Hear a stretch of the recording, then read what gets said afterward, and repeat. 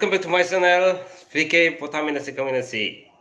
channel asing ngasisu live stream da mayam ka unaduna wari watai khare sana sebe ki damda mayam ne am teng live tawi na waro bi budo ngasidi khana tawge aduka yam queen su tawjero auju lejeri ba mafam asi ai gi yumdi nate adu ai to top mafam laga lejabane hujikse aduna ngatan leringin timing sida mayam ga wari utai kare sana usi adu ngalingi matam sidi live to kaina thopirak tabane thinga ga nadi hena thopirak bai tare adu nganna yobi bu makaina hekta nang houda thengna kai gum live chi torok taraga di nang den hekta habirak okay mayam thopire yam wajai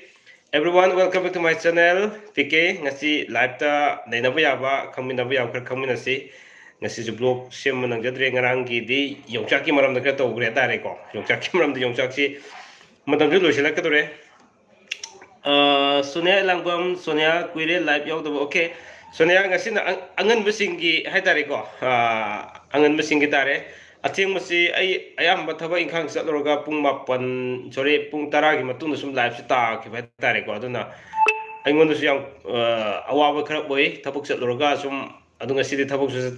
satre adu mayam ki wari butai sana basi sana da busu yam kuiba kya amasu yore adu matam amda yam toin unaram ba kya adu poina pung 10 da gi live se tawrga di nang da bai tare thopirak da ba unada bai tare yam nuai jata baduna malang pau live yeng da ba kuire bro okay adu ngasi di khara unarase yam kuina ngatang adu mayam live khara to biro lights aina ngai jobdi mayam na nuksibiba mayam na support obiba du kaktene ko light to bro mayam aduga ne kari to sige habadu loini koi nei narasi khangminasi light khara to bro light mi am den to okay mi om sure thank you so much ma'am aduga kari batangi maramde nei nasige hab sum habiro ko hello ka ai surasni sorry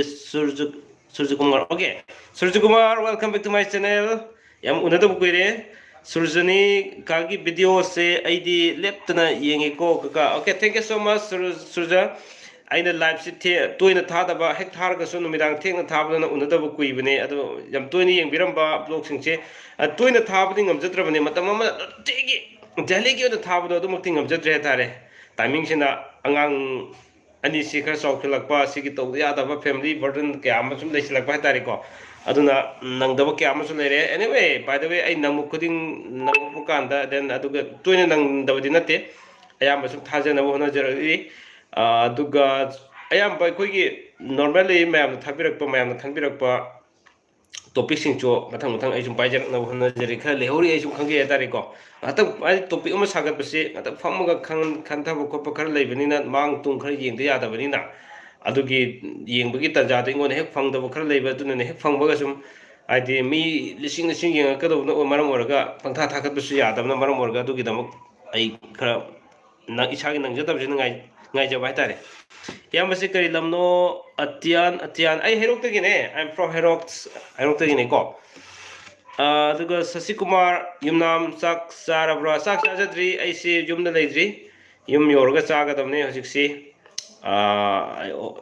office sama da atang le jabani ko Surjukumar singa ka bokan gi puja do sajibuda natro sajibuda karambono haise bokan ge se ai bab ta dre amta hanbiro ne Surjukumar okay aduna ajiksi mapungoi ne koina naina basi live ta yam ba ina focus ning basi kari no haragadi yumbalon gi matang se tare ko yumbalon gi matang si ko yam khangmina ba tangai phate tare yumbalon gi matang se ka live se kharangan na thabio nahan kai thabadu thenge kagabusu nanau ekoina support tawjari Santos Okram thank you so much Santos mayam gi apamba ai ningma thungana basu adu hona jarake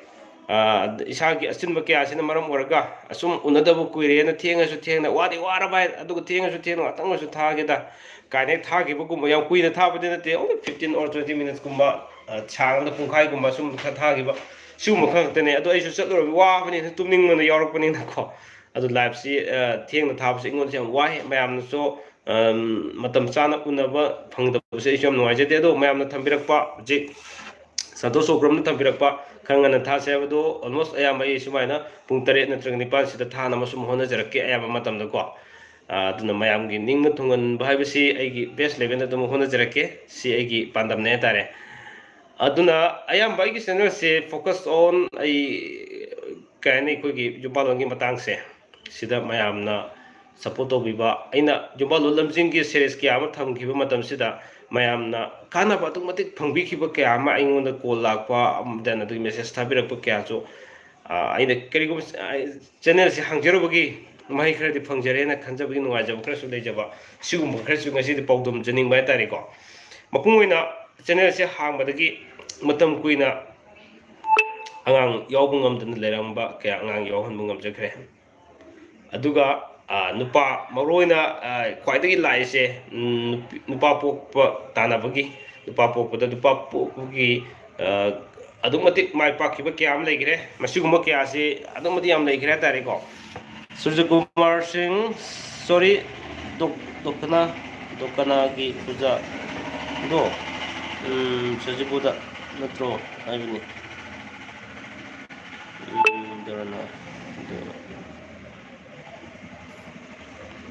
Sajibu Ho Sajibudne Kes Ramani Cam Quirage Live Taba ID Hobugi Tahodre Mide Taba the guy minute only 6 minutes Kangariko Equidri Kakasada La Abo I Lactri Pau Ponus in Noiga and Yabum Matamam some La Yarani April Tase after 15 da I lack no toke ying says that go habiti koi April said Lucilac timing Natragami Horopoto or Soko Sida the I mayam Sukasadam Latin Mane do no mayam Hana Pau Pong Dragadi Lak Kijabeda Kijam means Pau Pong no mayam Unaraga Torogadi no I didn't go Adogi Waneda I know Mapam to Lagan no Unaninga Mapam Yorogo Unava Pong Dragadi Sigi Wani Kijabadi I think in the take off. Okay, I don't know. I showed in the Laxagani, Yanksi Palm, the good Ponase, Mayam Sulaki, Haramas in the Luna, my Pop Ponzo, Pamjabata, Mayam Unaraga, I block Semjaba, then Mayam Unaga, whatever that is Hanap and Pamse Tarico. I showed in a Laxage, my moon Kabirani, Kan Life say, Kay Matangino, Matanga Tamjadre, I topic on Tamjadre, Mayam Nasimato, have a get topic to give Matangum, don't know who is a Tarico. Okay, aduna maruina jumbalon gi matang se sida yam nungai bati hen nungai bati kaino harga ina channel se hangjero buki katha bokra phangjaba hai taraga di koi hujiki matam se al mathina sapu mele hainari de nako al mathina sapu mele hai si karino hai tar de ahal sing thambiram sing ti koi ne mirai bi yada bai tare kari gum bakhrati adum lei hai bati mapungoina side amadi koi ne yengu matam da shigi thabak simat to fai Natraga Fate kind of Hibiramba, Hansing Yamley Hatare.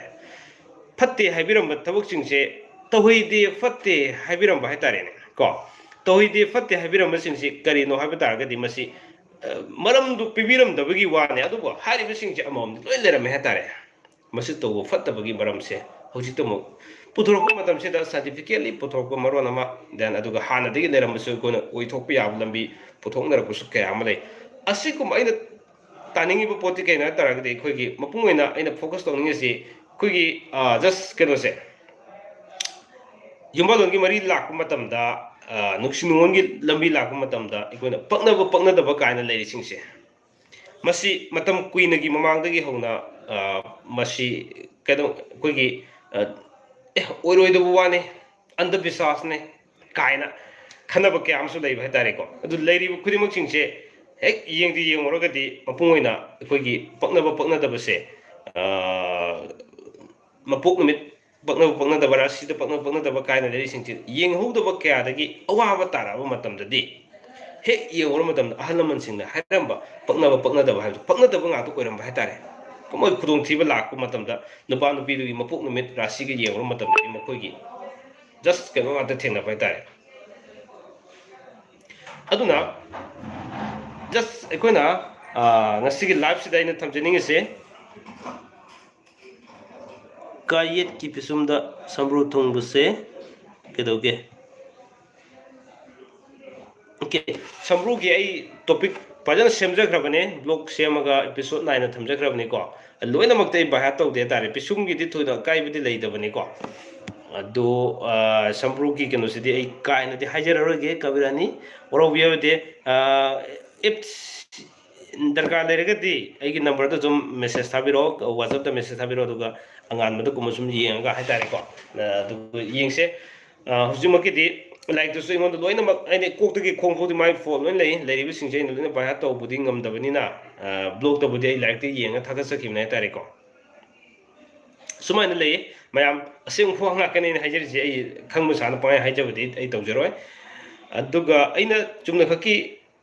kind of Kanga Hiraga Takasabudin, that's the Bungakan the singer like the Halamans in the Tambiram Valarica Gagas and Sita Tigasaragan in Zaraga Maduga Muk.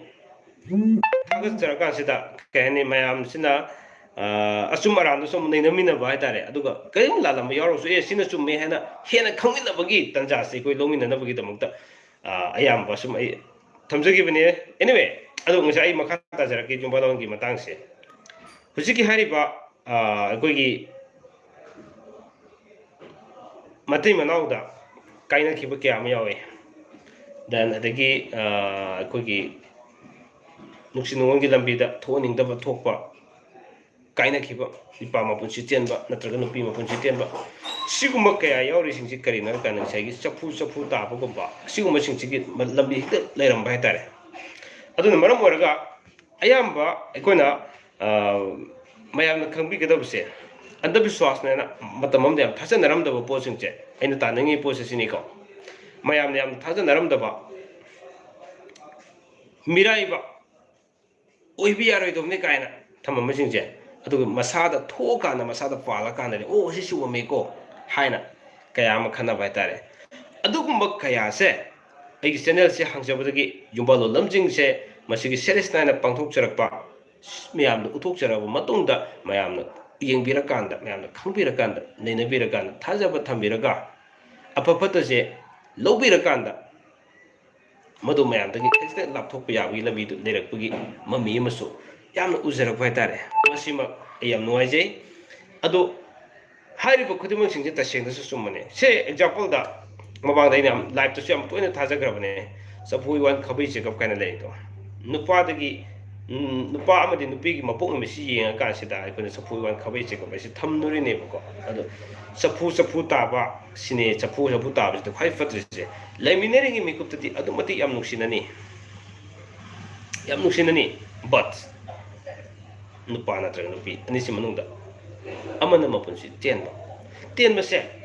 Karigumba, Rasi, Supaknaram, the Targati. If Rasina Paknaram Mataraba, Atu Targati, Yamnuxinagani, but Topato Kango and a Kaina of Base, Kaina Basim Makan Ania, Nichi Hatare, Shiraga Kaina Kibama. Or a Kaina Kibama, hing the Kaina Kibama, kind of miss the Fagan of Piggy Lemina Yadaba. Sumina, kind of Amadi Sweden Togani, kind of woman, this one legany have it. I never see kind of woman, this one legany have a matamda, Mayam,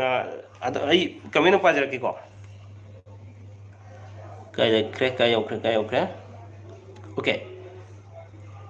Bro, Larinjam Bubble Sing, Larinjamga, Nitozaga, see, Pugna bro. Larinjamki cannot be a kaure salaido. Aduga Kanadi Nitojadi Mangang Mangang Salai ko Mangang Yek Hatare Aduna Kagumba Mangang Uram Mataragati and is a Paknaroi to me, Paknoi Habiati, Kaguma Mangang Uram, Mangang Uram Drava, I'm a Parinjam Jinago, Adu Targati Yani. Adune Larinjam Babu Luang ne. Okay, other target Pong came capability. At none being big of say, Mapuina Kogi, a babuling big of say. No Niki Hatare, I know him Hajarage, no Niki Mapunamil Hanning Bureau, Mapunam is in a book, Poknarava. Fay, quite the photo of him Mapunam Poknatabasinico. Then I do Garasisu Yang Bio. Duka Kogi May sing Nusitaba, me like Javataba kind of Labine, Gungi Hatarico. Masisukasum Yang Bio, do I blocked him some Jagrabane, I don't mind the say. A Priya Nitozum, Ka Arkega Nitozumga, say Punabro. Ponakisuka the Arke said. RKꯒꯤ EX salai leite aduna thambirame hatare ko madi ningthogi kangup singi oina dumale aduma ma any am hek yai hena leibane ningthog jom sina mangang lejere adu tang ni nakti nakna bane RK ga mangang ga siko kasudi kaide priya okay aduna sum hangbiro mayam comment sum lai comment sum pajarake aduga ai na ngang su maga sum ta tajarake tare adu ekoi khoi maru orise kaino ha taragadi nupa nupi paknaba matai manau paknaba yumbalon se yam kupane ture lengoi den kupesya summe ha tare ko yamna laikre aina haijeri sidi point ama kaktene point ama dugi masa sarok uful muktane ha tare yamna laikre ba ko asi leibisi ayamba ay yumbalon lamjing the episode almost I think 47 or 48 maybe around 48 so I'm going to male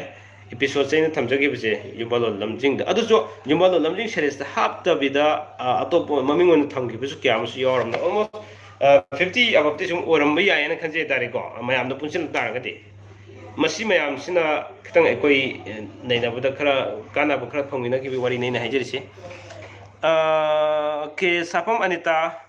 imung adu da mirol liba angang ama ahan budugi thawai sangkiduna asonba ahan adu si hainai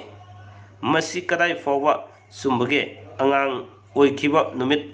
aduga ahan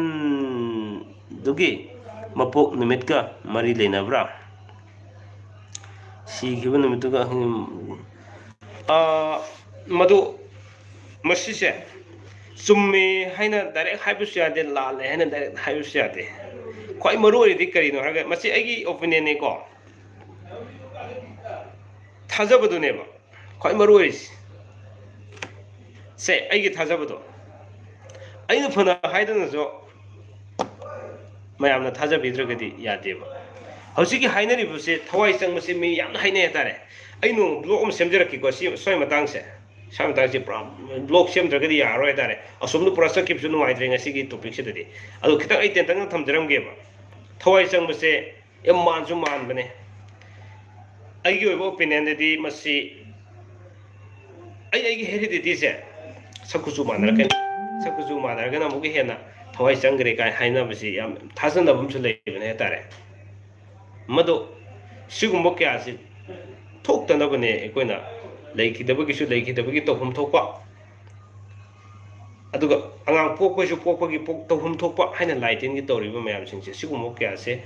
aikoi apama ning matung nabagi damaktan hai tare ko sumaina thamjage aduga mapung oiba keno dudi sapam anita hangbiriba wahangse si numit ki mari leinabra habise mari leinei hena lobusu yaiba mari numit ki oinadi numit ki oinadi adi pokpa siba numitugi mari leinei hena lobusu yai aduga adumun kadai buk chumage habududi ai loina makte chumba natte sim ai thamjage aduna hairiba khudimak singse ai gi thajabagi makha loin pole hatare ai sumna thamjage whatsapp the personal question ama hangkibane sir pokum pirakte ajit chanam ngasigira ngasi ngisa yuki do ai hoji yum yodri hore yum yoroga sum ai lambi degi laga side kama da sum ngatang live tawjabane ngasa yuki do orgadi ai horen fajana ai soidana bai damakta ne ko aina fajana aise adugi comment do oramdragadi khangdre aduga oramagadi ai yum soidana pijarake ai soidana gi pijarake hoji kon comment am su lakki gumdi tawbane ko anyway ado mayam yam nuai je mayam na hangbire buwang je makata na hangbiro sum nei na si ko aduga aina pamjabadi hojik se mayam gi suggestion khar pamjaba tare suggestion aina thamjari ba channel sing sida sorry ai channel sida thamjari ba blog sing se sida tohaning ba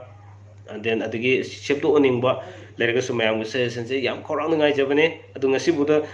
nuksi bidra ba khangde kana to ingona suggestion je pibide esima tohaning ka kana haido natro bro na haido simadi torido si sumaina haininge baka bro gi wanga mu sumaina tohaninge aduga thagat pe mong je sumaina tohaninge blog leidana ko adu mayam na kitang mas ai negative nate ko tohaning budo mayam na hybrid tabudugi sumai haijabane ai mayam suggestion jam ngai jab hai tar ngai jo suggestion amata phangtrabani na aduna ne da hoji so ai korang ngai jeri mayam suggestion khe pibiro ꯑꯩꯒꯤ ꯆꯦꯅꯦꯜꯁꯤꯗ ꯀꯔꯤ ꯇꯧꯔꯒꯗꯤ ꯍꯦꯟꯅ ꯐꯒꯅꯤ ꯍꯦꯟꯅ ꯐꯖꯒꯅꯤ ꯗꯨꯁ and ꯗꯣꯟ ꯇꯧꯕ ꯌꯥꯕ ꯌꯥꯗꯕꯁꯤꯡꯗꯣ ꯀꯔꯤ ꯀꯔꯤꯅꯣ ꯍꯥꯏꯕꯁꯤꯡꯗꯣ ꯍꯣꯏ ꯑꯩꯅ ꯈꯪꯖꯗꯕ ꯀꯌꯥꯁꯤꯡꯗꯨꯁꯨ ꯃꯌꯥꯝꯅ ꯈꯪꯕꯤꯕ ꯌꯥꯎꯔꯒꯗꯤ ꯁꯨꯝ ꯁꯤꯌꯔ ꯇꯧꯕꯤꯔꯒꯗꯤ ꯌꯥꯝ ꯅꯨꯡꯉꯥꯏꯖꯅꯤ ꯍꯥꯏꯇꯥꯔꯦ ꯑꯩꯒꯤ ꯋꯥꯈꯜꯂꯣꯟꯗꯤ ꯃꯌꯥꯝ ꯑꯃꯠꯇ ꯑꯣꯏꯅ ꯈꯪꯃꯤꯟꯅꯕ ꯆꯠꯃꯤꯟꯅꯕ ꯁꯤꯅꯤꯀꯣ ꯃꯌꯥꯝ ꯑꯃꯠꯇ ꯑꯣꯏꯅ ꯈꯪꯃꯤꯟꯅꯕ ꯆꯠꯃꯤꯟꯅꯕ ꯁꯤ ꯌꯥꯝ ꯄꯥꯝꯖꯩ so that ꯑꯩꯈꯣꯏ ꯌꯦꯡꯃꯤꯟꯅꯁꯤ खर मखैदी अयामबदी कानाबो फंगबा हाइबसी कैना काने निंग मयामना निंग थुंगजखिबा अपाम फंगजखिबा सिगुम क्या क्या लई हाइबई वाने अदुना सिगुम खर लैगिबसिना सुम नुंगाइ जै जुम्बालोंगी केनो सिददी देन अदगी कोइ मरु ओरिदी अइसिबो अंगांग निपा अमतगा यावररोइद्रा कायना खंजदुन लेरंबा निपा अमत पोरोइद्रा नुपि ngato ओइरद्रा ना वखनची नुंगाइदना लेजरंबा मथै मनाउसिंगसे सिदा अइना निपा पोअनखिबगी पोअनबु ngamjabagi हाइतारे पोअनखिबे नते पोअनबु ngamjabagi ईश्वरना जानबिदना अइना नतेगो ईश्वरना ने ईश्वरना सिनबिरक ngaकने अइगु उनरो गाइसे ईश्वरना सिनबिरक हाइतारे अरे अइगे थेंगनरो गाइसे ईश्वरना सिनबिरक अदो अइना सुमाय तोरोगा ईश्वरना सुमैगोन हाइबिरकने ता तोबिर दैट मीन्स अइगे दबति ईश्वरम लई हाइबे नते मिपुम कुदिमकी ईश्वर लईबने अदुना ईश्वरना हाइबिरक संबिरक जिंगना चैनल से हांगजरबगी नुंगाइजब कानाजबदुनि कोइन हाइजरसे ओके अदुना ngasagi अजित चनम अइ सोइदना रिप्लाई पिजरकनी को अइ लाइव ते हम कुजररोइगे हजिक ऑलमोस्ट अइ ngaktanga थाजरगदि अइ लोइसिनजदुइने युमदा हनबगी तंजा अमसो अइ लौजगे हातारे अदुना हजिक मिनिट कुमाथोय पुंखाइ मुक्तंग अइ तौजगे लाइव सिको अदु मिनिट निपान मुक्त तौरगा सुम अइ लोइसिनगे मयाम से हंगमिंदा नैनबो याब खर सुम नैनौसे को कमेंट थारद्रे केनो मयाम से वारो बिरब्रा हंगदे अइना हाय अइ ngang सोइग्रजु मयाम ngakbiu को सोइरजु ngakbiu वा ngang हाइजदबने को ओके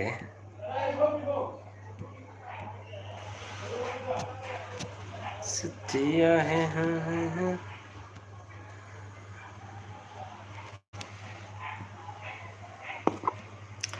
ओके मैम लाइट खर तो बियोदा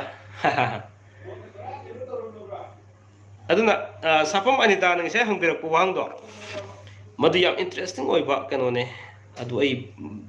असिगी ब्लॉग सेम मसिदि फजन यंगबियो तारेको तो तोप मोम दे सेमजरके ब्लॉग से कका साक्षार वै साक्षारद्री अविनाश नोंथोंबम युमगे योद्रीदा युम योरगा चारदुइने ओके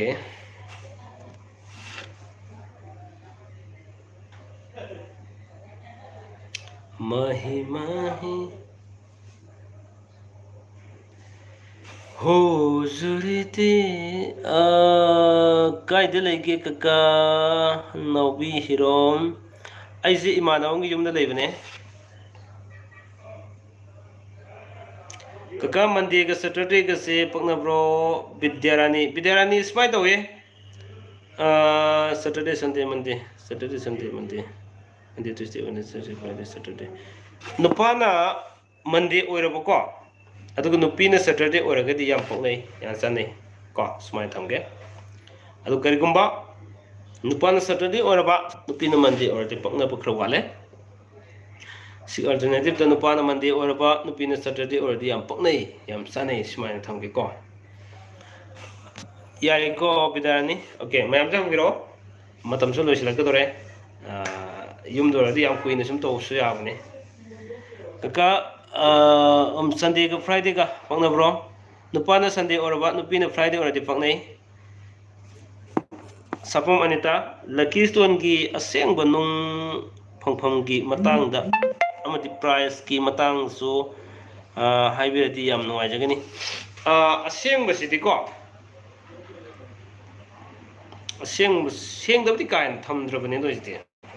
नुंगसे अदुगगी योनफमसिदा सुम लेते लेबने अदुगा स्कोन की योनबदो स्कोन की कई योनबसिंग दो मोय असेंग मखरा सुम थमने अदुमा प्राइस दि मागी मखा लेगरे हाइतारे अदुगा ऑनलाइन चेन बसु याबने को सपम अनिता ऑनलाइन चेन सुम असेंग नुंग लाकपने कोइना ममिंग दु थारगा सुम चेन बसु याब लाकपने आइगी सो मुक चेन गरे Gayatri Nongaitem Kaka Tuesday ga Thursday ga Tuesday Wednesday Thursday Nupana Tuesday or about Nupina Thursday or the Poknade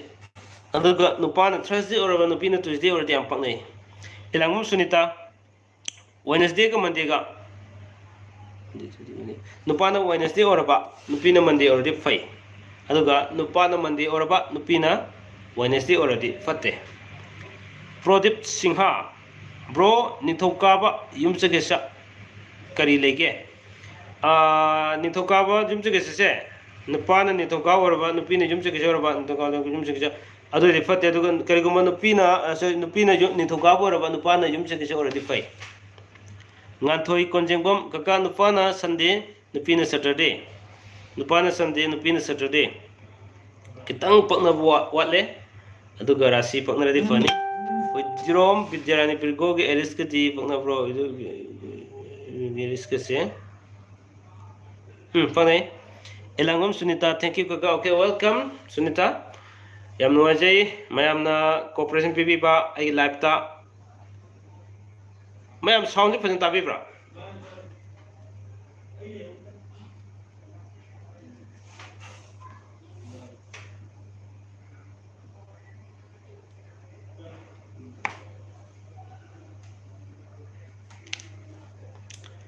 Okay, Tai Kaka. Now, okay, thank you. Hudrom Bidarani, thank you, Kaka. Okay, welcome. Irom Rahul Tai, okay. Okay. Sunita Elangum Suntai Kaka, Sunita Ngantoi Konjengum Tai, Lavoy Wi-Fi Tai. Okay, thank you, all of you. Thomas Tai Kaka, okay. Welcome. Anwajay. Aduna, Yam Nuajay live si Mayam Wahang Graham Yoro Sapam Anita gi Lucky Stone gi Matang do Amukta Yeng Bio Anita Kanato Biro Lucky Stone se Aigi Kanota Tongana Lakpiro WhatsApp to Lakpiro Aduga Yeng se